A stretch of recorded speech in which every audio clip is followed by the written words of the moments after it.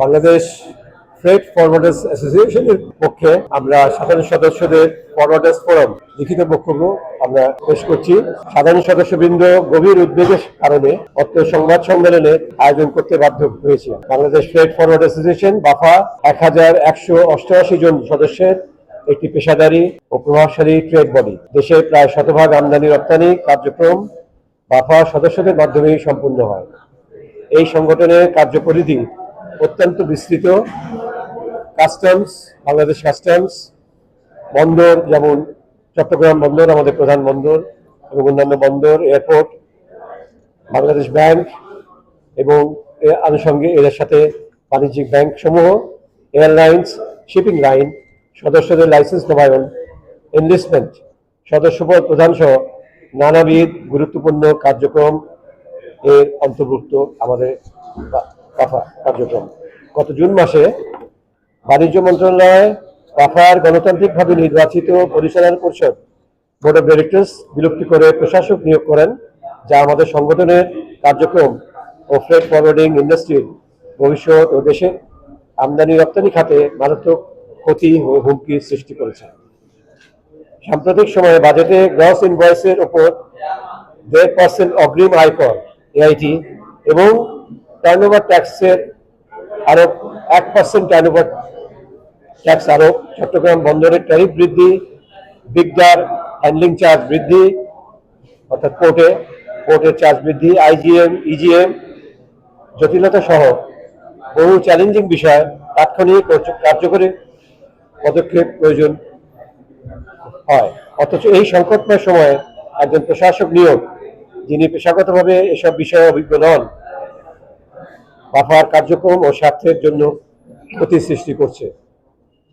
বর্তমান বাফা বোর্ড গণতান্ত্রিকভাবে নির্বাচিত ছিল এবং মাত্র 3 মাস পর নতুন নির্বাচনের তফসিল ঘোষণার কথা ছিল।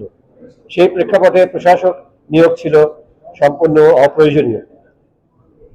তাকে 120 দিনের মধ্যে নির্বাচন সম্পন্ন করার দায়িত্ব দেওয়া হলেও নিয়োগের 70 দিন অতিক্রান্ত হয়েছে এই পর্যন্ত। এরপরও কোনো তফসিল ঘোষিত হয়নি, বরং দায়িত্ব নেওয়ার পর তিনি দীর্ঘ সময়ের জন্য বিদেশে ছুটিতে ছিলেন। অধিকন্ত প্রশাসক এমন কিছু সিদ্ধান্ত নিচ্ছেন যা তার এখতিয়ার বহির্ভূত। আমরা দৃঢ়ভাবে বিশ্বাস করি এই অযাচিত প্রশাসক নিয়োগ গণতন্ত্র বিরোধী এবং বাফা সদস্যদের ভোটাধিকার হরণের শামিল। আমরা ভাবছি যে এটা একটা স্বার্থের কনফ্লিক্ট। কিভাবে বাফাতে নির্বাচিত পরিচালনা পরিষদ সদস্যরা স্বেচ্ছাসেবক হিসেবে কাজ করেন, ভলেন্টারি হিসেবে কাজ করেন। এটা একটা ভলেন্টারি ডিউটি। কোনো ধরনের বেতন গ্রহণ করেন না। তাদের একমাত্র উদ্দেশ্য হলো ফ্রেট ফরওয়ার্ডিং ক্ষেত্রে ব্যবসায়ী ও ব্যবসার উন্নয়ন, বাণিজ্য সহজীকরণ ও ফ্রেট ফরওয়ার্ডার কমিউনিটির কল্যাণে কাজ করা। অপরদিকে দ্বিতীয় কর্তৃক নিয়োগপ্রাপ্ত প্রশাসক সংগঠনের তহবিল থেকে বেতন গ্রহণ করছেন এবং মূলত সরকারের প্রতিনিধি হিসেবে কাজ করেনও। এর ফলে তাদের উদ্দেশ্য অগ্রাধিকার সংগঠনের মূল নীতি ও লক্ষ্য থেকে মৌলিকভাবে ভিন্ন, যা সরাসরি স্বার্থে দ্বন্দ্ব তৈরি করে। একটি বাণিজ্য সংগঠনের অন্যতম মূল কাজ হলো সংগঠনের ও তার সদস্যদের স্বার্থে সরকারের সাথে নীতিগত ইস্যুতে অ্যাডভোকেসি ও ডায়ালগের মাধ্যমে ব্যবসা বান্ধব পরিবেশ ও পরিস্থিতি সৃষ্টি করা, যা একজন সরকারি আমলা কোনোদিনও তার চাকরির শর্তের বরখেলাপ করতে পারবেন না বা করবেন না। সদস্যদের লাইসেন্স নবায়ন, সদস্য সেবা প্রদান এবং অন্যান্য কল্যাণমূলক কার্যক্রম যা প্রতিদিনের কার্যক্রম হিসেবে গণ্য করা হয়, সেগুলো মারাত্মকভাবে ব্যাহত ও ক্ষতিগ্রস্ত হচ্ছে। প্রশাসক থাকার কারণে সংগঠন ও সদস্যদের মধ্যে নেতৃত্বে আস্থা সৃষ্টি হয়েছে এবং যোগাযোগ দুর্বল হয়ে পড়েছে। সদস্যরা আস্থাহীনতা ভুগছেন।